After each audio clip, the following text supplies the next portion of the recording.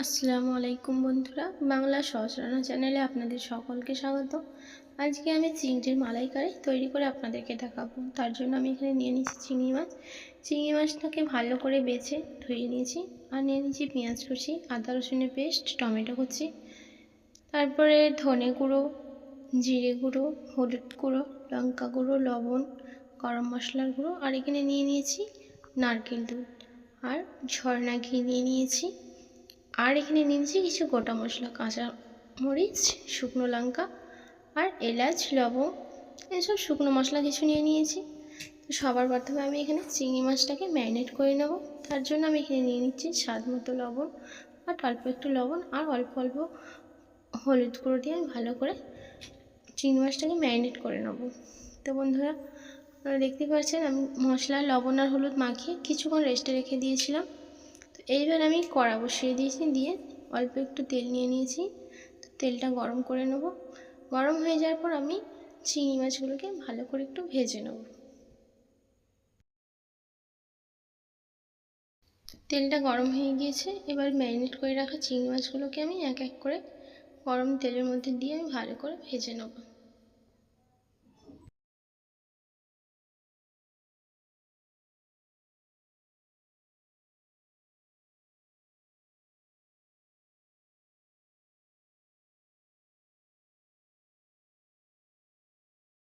তো বন্ধুরা, আপনাদেরকে তো বলাই হয়নি, আমি এখানে 10-12টা মতো চিংড়ি মাছ নিয়ে নিয়েছি। তো আপনারা আপনাদের প্রয়োজন মতো নিয়ে নেবেন। তো আমি এক পিঠটা ভালো করে ভেজে নিয়েছি। এইবার আমি অপর পিঠটা উল্টে ভেজে নেব।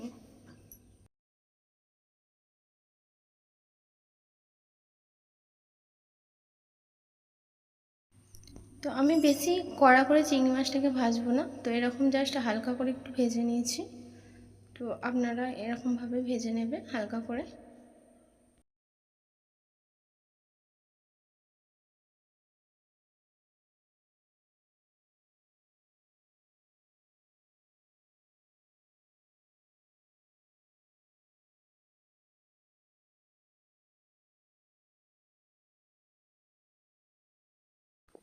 তো বন্ধুরা, চিংড়ি মাছটা ভাজা হয়ে গিয়েছে।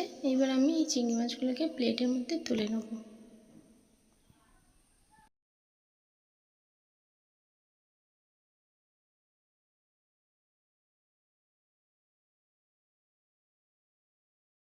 চিংড়ি মাছগুলোকে প্লেটের মধ্যে তুলে নিয়েছি। কড়ার মধ্যে যে তেল ছিল তাতে আমি আরও একটু তেল অ্যাড করে নিয়েছি। আমি মোট 20 ml এর মতন তেল নিয়ে নিয়েছি। এবার আমি এতে গোটা মশলাগুলোকে দিয়ে ভেজে নেব। প্রথমে দিয়ে দিচ্ছি তেজপাতা। আমি একটা তেজপাতাকে অর্ধেক করে নিয়েছি। তো আর দিয়ে দিচ্ছি শুকনো লঙ্কা। দুটো শুকনো লঙ্কাকে অর্ধেক করে কেটে নিয়েছি। 4টে লবঙ্গ আর দুটো এলাচ। তো বন্ধুরা, সবার প্রথমে আমি তেলের মধ্যে গোটা মশলাগুলোকে একটু ভেজে নেব।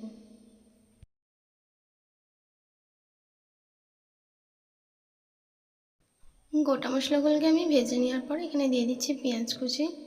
এখানে আমি মাঝারি সাইজের পেঁয়াজ নিয়ে নিচ্ছি দুটো। তো আমি পেঁয়াজটাকে একটু লাল করে ভেজে নেব তেলের মধ্যে।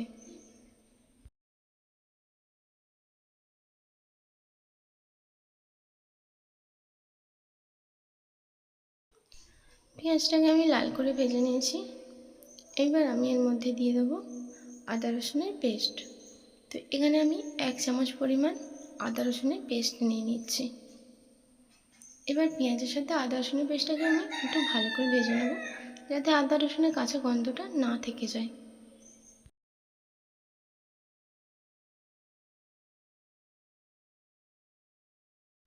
আমি এখানে আদা রসুনটাকে পেঁয়াজের সাথে ভালো করে ভেজে নিয়েছি। এবার আমি এর মধ্যে দিয়ে দিচ্ছি টমেটো কুচি। এখানে আমি একটা টমেটো নিয়েছি। একটা টমেটোকে কুচি করে আমি দিয়ে দিচ্ছি পেঁয়াজের মধ্যে। এবার আমি টমেটোটাকে কষিয়ে নেব। তার জন্য এখানে দিয়ে দিচ্ছি স্বাদ মতো লবণ। লবণ দেওয়ার পর আমি টমেটোটাকে ভালো করে কষিয়ে নেব। তার জন্য এখানে আমি অল্প একটু পানি অ্যাড করে নিচ্ছি। পানিটা দেওয়ার পরে ভালো করে টমেটোটাকে আমি কষিয়ে নেব। তো এইবার আমি এর মধ্যে সব মশলাগুলো দিয়ে দেবো। মশলা দিয়ে ভালো করে কষিয়ে নেব। সবার প্রথমে দিয়ে দিচ্ছি 1/2 চামচ হলুদ গুঁড়ো, 1 চামচ পরিমাণ লঙ্কা গুঁড়ো, ধনে গুঁড়ো 1/2 চামচ হাফ চামচ জিরে গুঁড়ো আর অল্প একটু গরম মশলার গুঁড়ো দিয়ে আমি ভালো করে মশলাগুলোকে কষিয়ে নেব। মশলাগুলোকে কষানোর জন্য আমি এখানে অল্প করে একটু পানি অ্যাড করে নিচ্ছি। পানি দিয়ে আমি ভালো করে কষিয়ে নেব। তো আপনারা দেখতে পাচ্ছেন মশলাটা আমি কষিয়ে নিয়েছি। তো অনেকক্ষণ কষানোর পরে এখানে আমি দিয়ে দিচ্ছি ভেজে রাখা চিংড়ি মাছ।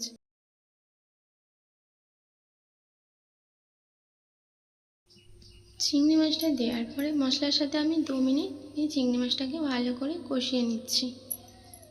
তো বন্ধুরা 2 মিনিট ধরে কষানোর পরে আমি এখানে দিয়ে দেবো নারকেলের দুধ। তো 2 মিনিট কষানো হয়ে গেছে, এবার এখানে দিয়ে দিচ্ছি নারকেলের দুধ। এখানে আমি 1.5 কাপ মতো নারকেলের দুধ নিয়ে নিচ্ছি।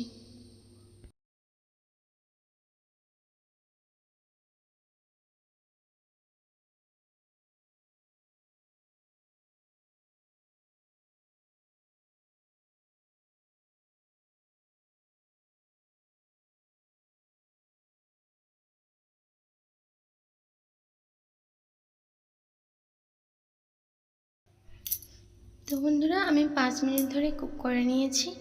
আপনারা দেখতেই পাচ্ছেন গ্রেভিটা অনেকটাই গাঢ় হয়ে এসেছে আর মালাইকারিটা একদম তৈরি হয়ে এসেছে। তো এখানে আমি দিয়ে দিচ্ছি 1 চামচ ঘি।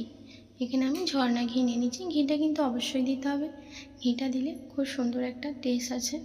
তো সেই জন্য আমি এখানে 1 চামচ ঘি নিয়ে নিয়েছি। নিয়ে ভালো করে ঘিটাকে সমস্ত মালাইকারির সাথে মিশিয়ে নিয়ে আমি আবারও ঢাকনায় দিয়ে 30 সেকেন্ডের মতো কুক করে নেব।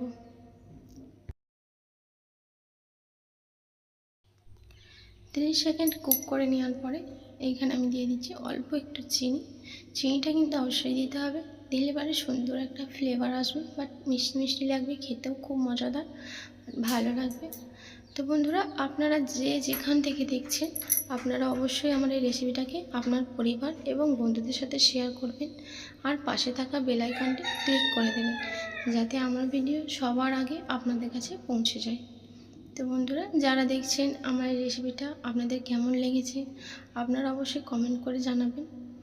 তো আমার চ্যানেলে যারা নতুন এসেছেন তারা সাবস্ক্রাইব করে দেবেন আর পাশে থাকা বেল আইকনটি ক্লিক করে দেবেন।